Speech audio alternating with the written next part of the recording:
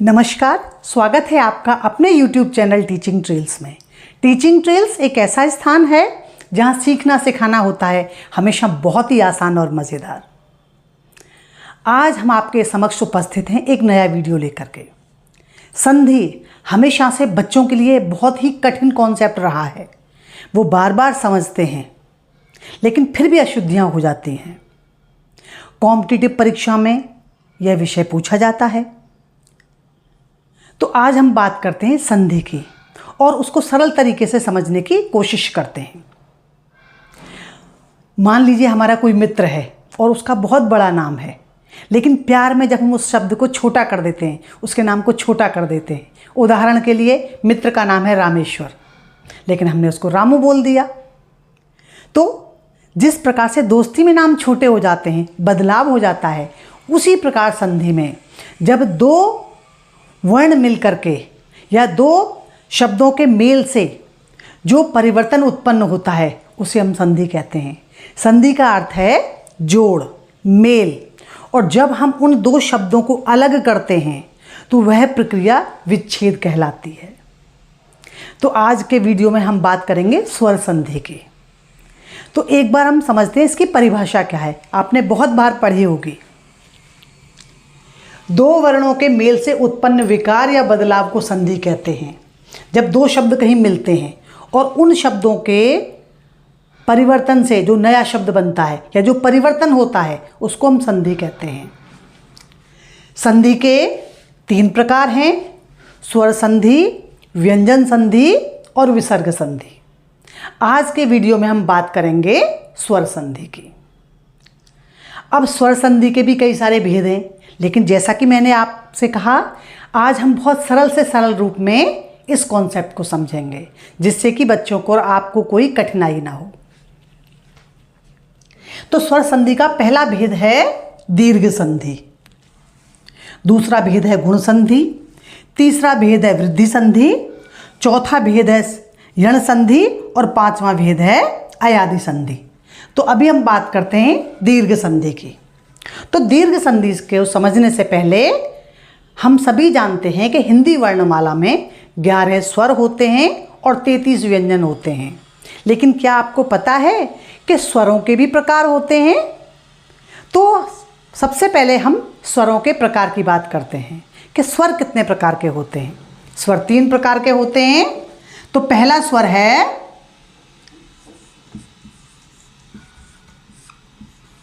स्वर के प्रकार। तो पहला स्वर है ह्रस्व स्वर।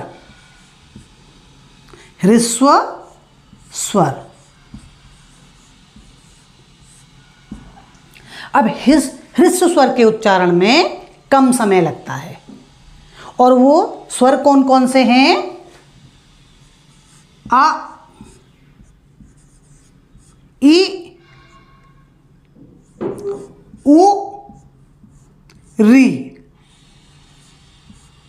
तो ह्रस्व स्वर, इनके उच्चारण में बहुत कम समय लगता है और वे स्वर हैं आ, ई, उ, री।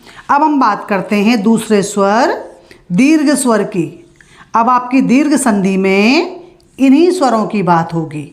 दीर्घ स्वर। दीर्घ स्वर के उच्चारण में ह्रस्व स्वर से दुगना समय लगता है। और वो स्वर कौन कौन से हैं? आ, ई, ऊ, ए,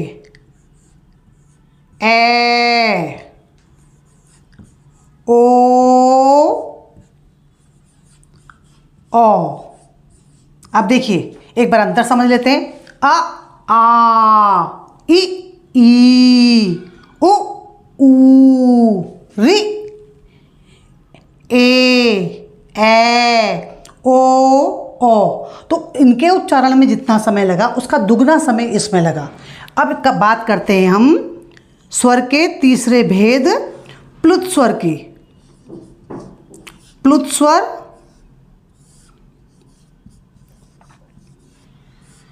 इसके उच्चारण में दीर्घ स्वर से दुगना समय लगता है, या कह सकते हैं तिगुना समय लगता है।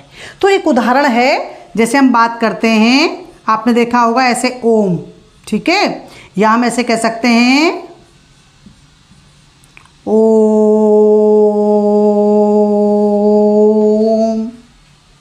या हम किसी को बुला रहे हैं, जैसे मान लीजिए कि कोई व्यक्ति दूर है तो हम उसको बुला रहे हैं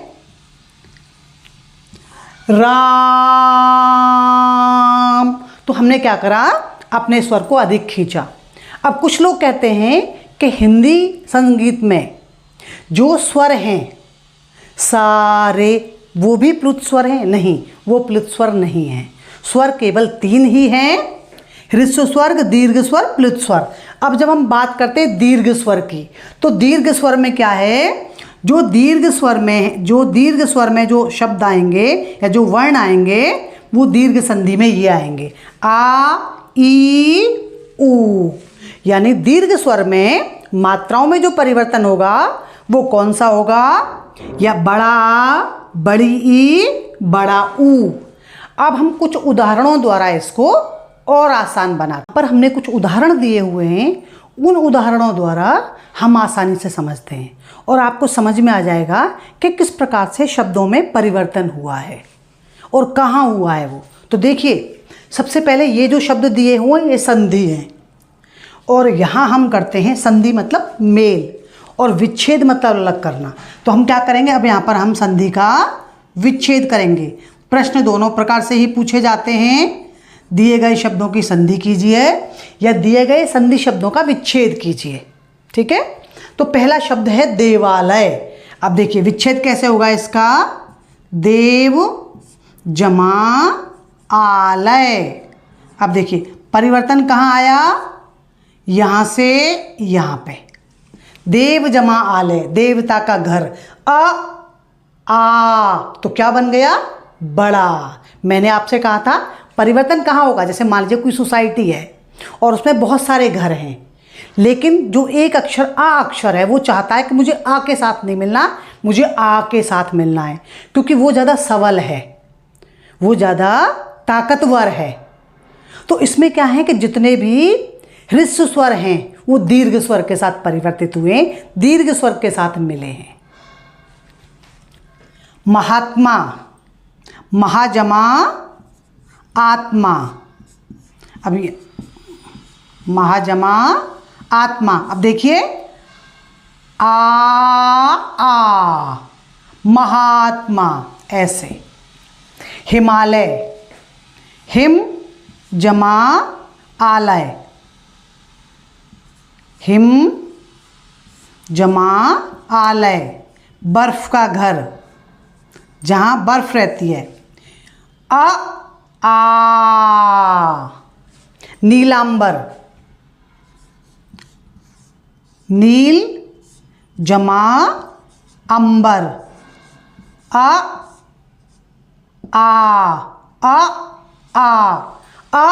मिलकर के आ, बड़ा। शुभारंभ, शुभ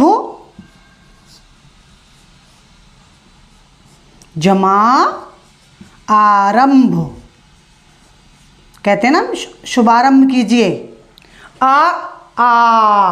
तो परिवर्तन कहाँ हुआ आपने देखा, छोटा या बड़ा, बड़ा बना है, बड़ा आ छोटा आ बड़ा आ बना है।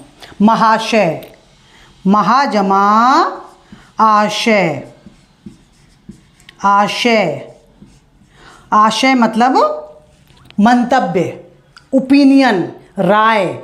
जैसे मैंने आपको पिछले वाले में बताया था जब समास करवाए थे, उसमें क्या था, महाजन, महान है जो जन। उसी प्रकार से हो सकता है महाशय शब्द इस प्रकार दिया गया हो, जो व्यक्ति कोई जो बात कर रहा हो, कह रहा हो, तो उसकी बातों का कोई गूढ़ अर्थ हो, यानी वो बातें बहुत ही वैल्यू रखती हों। महाशय, महान है जिसका आशय, यानी वो जो भी बात कह रहा है उसका एक लॉजिक है। हरीश, हरि जमा ईश, हरि जमा ईश। छोटी ई बड़ी ई, छोटी ई बड़ी, बड़ी ई।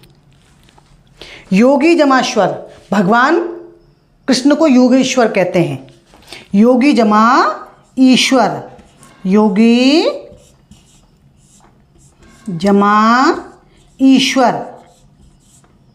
कुछ लोग कहते हैं योगेश्वर, योगेश्वर नहीं है, योगीश्वर। रवींद्र, रवि जमा इंद्र, रवि जमा इंद्र। अब देखिए, बड़ी ई मिलकर के बड़ी ई हुई। रवि जमा इंद्र, छोटी ई जमा छोटी बड़ी ई। अब इसके बाद लेते हैं हरी इच्छा। यहां हम करते हैं विच्छेद, विच्छेद यानी कि अलग होना। हरि जमा इच्छा, हरि जमा इच्छा। छोटी ई छोटी ई। परीक्षा, परि जमा ईक्षा, ईक्षा, परि जमा ईक्षा। छोटी ई बड़ी ई मिलकर के बड़ी ई। रजनीश, रजनी जमा ईश। चंद्रमा का पर्यायवाची है रजनी, कहते हैं रात्रि को, रात्रि का ईश्वर, जो रात्रि का अंधेरा दूर करे। रजनी ई जमा बड़ी ई मिलकर के बड़ी ई। रजनीश। लघुत्तर, अब हम बात करें छोटे ऊ की, जो बड़े ऊ में परिवर्तित हुआ है। लघु जमा उत्तर, तो ये छोटा ऊ किस में परिवर्तित हुआ है? बड़े ऊ में। भानु जमा उदय, भानु सूर्य, सूर्य का उदय, भानु जमा उदय। अब आप देखिए, जितने भी शब्द जो अलग हैं उन सबके अर्थ हैं। हरि, परि, भानु, सूर्य का उदय। गुरुपदेश, गुरु जमा उपदेश। अब देखिए यहां पर जो परिवर्तन हुआ है, छोटा ऊ इक्वल टू बड़ा ऊ, छोटा ऊ मिलकर के बना बड़ा ऊ। कारावास, कारा जमा आवास, कारा मतलब जेल, कारा जमा आवास। कुछ बच्चे लिखते हैं कार का आवास, कार जमा आवास, तो शब्द होगा कारा जमा आवास।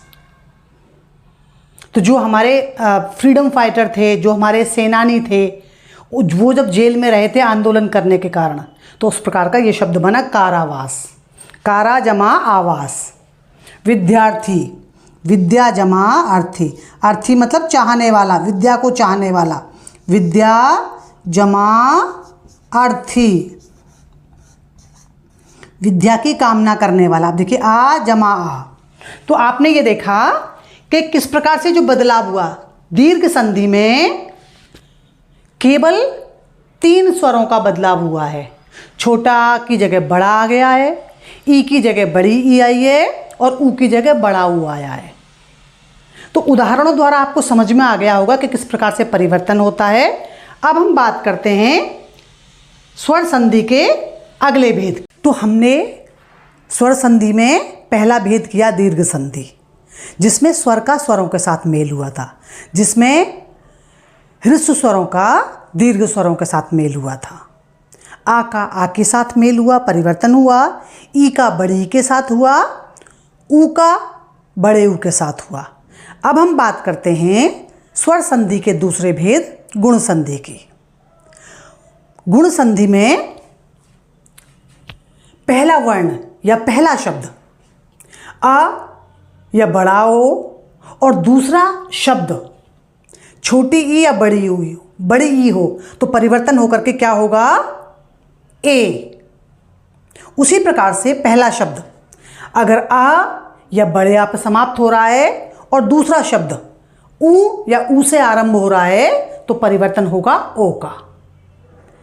रेफ की मात्रा वाले शब्द हैं जितने भी, वो आपको गुण संधि में ही देखने को मिलेंगे। तो कुछ उदाहरणों द्वारा हम और आसानी से समझते हैं। तो पहला उदाहरण है उमेश। तो ये संधि शब्द है। अब हम यहाँ पर इसका विच्छेद करते हैं। विच्छेद, अलग होने की प्रक्रिया। तो शब्द है उमेश। उमा जमा ईश। अब देखिए शब्द कैसे शुरू हुआ है। पहला शब्द आ, उमा जमा ईश, और दूसरा शब्द किससे आरंभ हुआ है? ई से। तो क्या होगा? मात्रा कौन सी बनेगी? एक ही आएगी। राकेश, राका जमा ईश। राकेश चंद्रमा का पर्यायवाची है। आ जमा ई, शब्द क्या बना? ए, राकेश। अगला शब्द है सुरेंद्र। सुर जमा इंद्र, सुरेंद्र। तो जो इंद्र हैं, जो देवताओं के राजा थे, उन्हें सुरेंद्र कहते हैं। महोदय, महा जमा उदय। अब देखिए पहला शब्द समाप्त हो रहा है आ से, बड़े आ से, और अगला शब्द आरंभ हो रहा है ऊ से। तो मिलकर के क्या बना? महोदय। अगला शब्द है परोपकार। पर उपकार। पहला शब्द किस पे समाप्त हुआ? रा, आ, और दूसरा शब्द किससे आरंभ हुआ? ऊ। तो आ और ऊ मिलकर के क्या बन गए? परोपकार। ओ, यहां पर एक ई की मात्रा आ गई। देव ऋषि, जैसा कि मैंने आपको कहा जितने रेफ वाले शब्द हैं वो आपको गुण संधि में ही उसके उदाहरण देखने को मिलेंगे। देव ऋषि, राज ऋषि, इस प्रकार के उदाहरण। महर्षि, देव जमा ऋषि,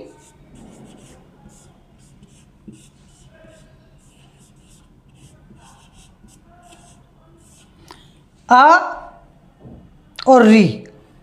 देव ऋषि, सूर्योदय, सूर्य जमा उदय। तो छोटा आ और ऊ मिलकर के क्या बना? ओ, राज ऋषि। राज जमा ऋषि। ऐसा कहा जाता है कि महाराज जनक को राज ऋषि की उपाधि दी गई थी।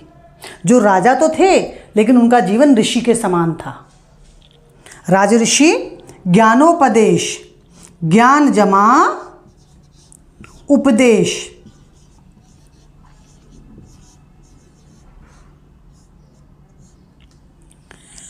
तो देखा आपने, जो दीर्घ संधि थी, दीर्घ संधि में भी दीर्घ स्वरों का साथ बदलाव हुआ था। यानी जो प्लुत स्वर थे, तो उन्होंने अपना जो संबंध बनाया, उन्होंने जो अपना जोड़ीदार बनाया, जो शामिल हुए किसके साथ? दीर्घ स्वरों के साथ। छोटा आ बड़े आ के साथ, छोटी बड़ी के साथ, और छोटा ऊ बड़े ऊ के साथ। उसी प्रकार से गुण संधि में आपने देखे कि आ ई ये किसके साथ परिवर्तित हुए? किस में परिवर्तित हुए? ए में और या ओ में। तो आपको ए की मात्रा वाले और ओ की मात्रा वाले जितने भी शब्द दिखाई देंगे वो सारे आपको गुण संधि में दिखाई देंगे। अब हम बात करते हैं स्वर संधि के तीसरे भेद, वृद्धि संधि की। जैसा कि इसके नाम से ही आपको पता चल रहा है, वृद्धि मतलब बढ़ता हुआ। तो वृद्धि संधि में आपको ए और ओ की मात्राएं दिखाई देंगी। यानी जो स्वरों में परिवर्तन होगा वो ए और ओ में परिवर्तन होगा। कुछ उदाहरणों द्वारा हम समझते हैं। जैसा कि आपने देखा, दीर्घ संधि में कुछ स्वरों में परिवर्तन हुआ था। गुण संधि में ए और ओ का परिवर्तन हुआ था। इसका अर्थ है कि ए और ओ की मात्रा वाले जो शब्द आपको दिखाई देंगे वो गुण संधि होंगे। अब हम बात करते हैं वृद्धि संधि की।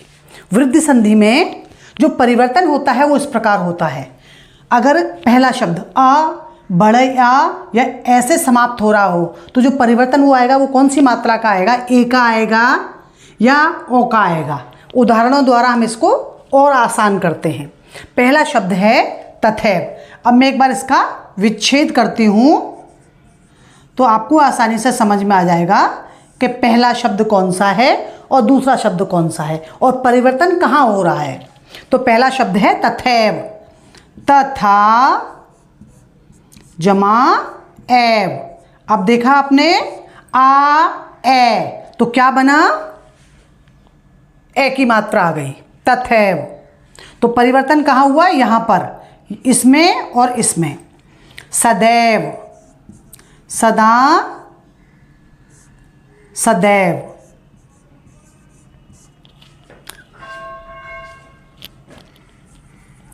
सदैव, सदा जमा एव, सदैव। आ ए मिलकर के, आ और ए मिलकर के एव हो गई। महौषधि, महा जमा औषधि, औषधि, तो महौषधि। अगला शब्द है हमारा मतैक्य, व्यू ऑफ ओपिनियन या डिफरेंस ऑफ ओपिनियन। मतैक्य, मत जमा ऐक्य। शब्द मतैक्य मतलब मत की एकता होगा, कि जो सभी एक मत से उस चीज के लिए तैयार हों। अन्वेषण, अनु जमा एषण,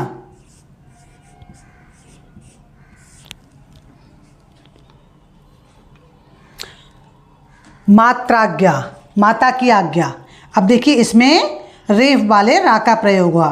मात्र जमा आज्ञा, पितृ जमा आज्ञा, पित्राज्ञा। एक जमा एक, एक जमा एक। तो ये वृद्धि संधि के कुछ उदाहरण हैं। तो आपने देखा कि इसमें ए और ओ का परिवर्तन हुआ है। अब बढ़ते हैं हम स्वर संधि के ही चौथे भेद यण संधि की ओर। अब हम बात करते हैं स्वर संधि के चौथे भेद यण संधि की। यण संधि का, जैसे हम सभी जानते हैं कि जब दो वर्ण मिलते हैं या दो शब्द मिलकर के मिलते हैं और उन दो शब्दों के मिलने से उनके बीच में परस्पर जो बदलाव उत्पन्न होता है, जो विकार उत्पन्न होता है, उसे हम संधि कहते हैं। तो इसमें क्या है, संधि में दो वर्ण होते हैं, जिस प्रकार से समास में दो पद होते हैं, पूर्व पद उत्तर पद। तो यण संधि में आप देखिए कि इसके जो पहले शब्द का जो वर्ण है वो आधा होता है। जैसे हमने बात करी थी हिमालय, हिम जमा आलय, तो हिम पहला शब्द हो गया और आलय दूसरा शब्द हो गया। उसी प्रकार से यण संधि का जो पहला शब्द है, उस पहले शब्द का जो आखिरी अक्षर है, आखिरी वर्ण है, वह अधूरा होता है। तो उदाहरणों द्वारा हम समझते हैं, जिससे कि आपको और अधिक स्पष्टता आ जाए। जितने भी शब्दों में जो आधा वर्ण मिलेगा, आधा अक्षर मिलेगा, वो आपको यण संधि में मिलेगा। तो देखिए उदाहरण देखते हैं। तो पहला उदाहरण है अत्यावश्यक, यानी बहुत ज़रूरी। तो देखिए ये क्या है, आधा, जो पहला शब्द है उसका जो आखिरी अक्षर है वो आधा है। तो हम विच्छेद करेंगे, तो विच्छेद करने से थोड़ी सी आपको और क्लैरिटी आ जाएगी। अब देखिए शब्द क्या है, अति जमा आवश्यक। आपको ये भी लगेगा कि इसमें जो पहला पद होता है या जो पहला शब्द होता है वो उपसर्ग लगता है, उपसर्ग होता है वो। तो कुछ शब्द ऐसे होते हैं कि जो पहला शब्द आपको उपसर्ग देखने को मिलेगा। यहाँ भी कुछ ऐसे आपको उदाहरण देखने को मिलेंगे। तो अति जमा आवश्यक। अब हमने क्या किया, जब हमने इसकी संधि की, तो हमने क्या करा, छोटे की मात्रा हटा करके, और हमने क्या करा, ये आ को हटा करके या बन गया, और अति आवश्यक इस प्रकार से लिखा जाएगा। अत्याचार, अति जमा आचार। तो हमने देखा अति, यहाँ भी उपसर्ग है, अति जमा आचार, आचार मतलब व्यवहार। स्वागत, सु जमा आगत, यानी जिसके आने से हमें प्रसन्नता हो। तभी तो हम स्वागत करते हैं ना। तो स्वा पहला क्या है? अधूरा है। सूक्ति, सु जमा उक्ति, सुंदर कही गई बात, सूक्ति। प्रत्येक, प्रति जमा एक। बध्वागमन, जैसे कहते हैं रिसेप्शन होता है जब नव वधू हमारे घर में आती है, तो उसके आने की प्रसन्नता में जो हम भोज का आयोजन करते हैं। तो बध्वागमन, वधु का आगमन, नव वधु का आगमन। वधु जमा आगमन। प्रत्येक, प्रति जमा एक, प्रति जमा एक। प्रत्युत्तर,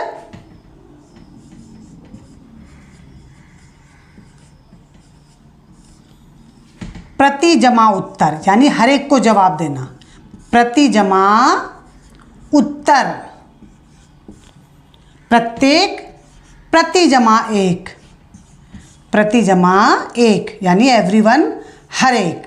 तो आपने ये देखा कि जितने सारे पहले शब्द हैं, जो अधूरा व्यंजन था, जो अधूरा शब्द था, वो क्या है? इस जगह जगह आप देखिए वो परिवर्तित हुआ है। अत्यावश्यक, तो यहाँ पर जो आ है वो या में परिवर्तित हो गया है, यहाँ आ या में परिवर्तित हुआ है,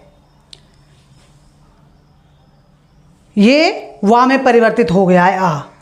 सुजमा उक्ति, प्रति जमा एक, आधाता है, वो आधाता के बाद फिर या आ गया है।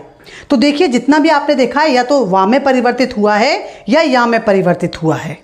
यहाँ पर या है, वा है। प्रत्युत्तर, प्रत्युत्तर, ठीक है। तो आप वा और या में परिवर्तित हुआ है उस शब्द का जो आ था या छुट्टी की जो मात्रा थी। तो आपने ये देखा कि जितने सारे भेद थे उनमें स्वरों में परिवर्तित हुआ था, स्वरों में परिवर्तन हुआ था। तो अब हम बात करते हैं स्वर संधि के आखिरी भेद अयादि संधि की।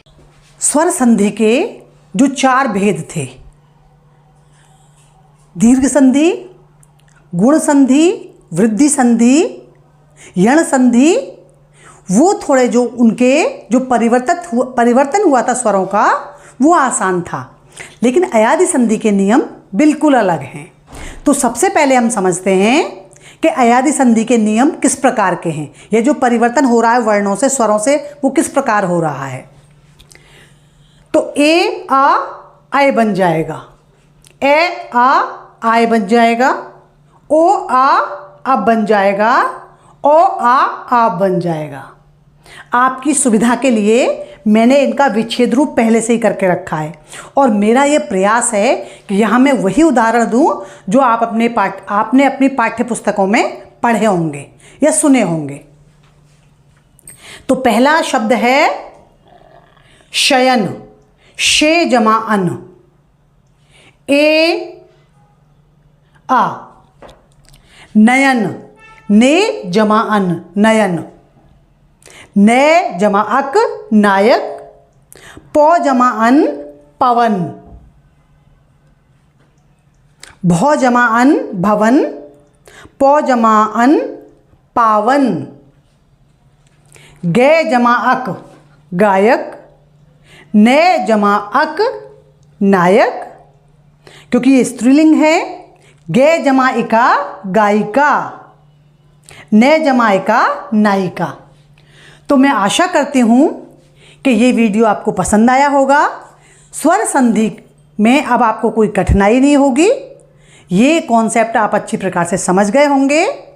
ये वीडियो आपको कैसा लगा प्लीज़ कमेंट बॉक्स में अपनी राय ज़रूर लिखिए। दोस्तों के साथ इस वीडियो को साझा कीजिए। यदि चैनल पर नए हैं तो प्लीज़ सब्सक्राइब कीजिए। अगले वीडियो में हम संधि का अगला भाग व्यंजन संधि के बारे में बात करेंगे। तब तक सीखते रहिए, सिखाते रहिए। धन्यवाद।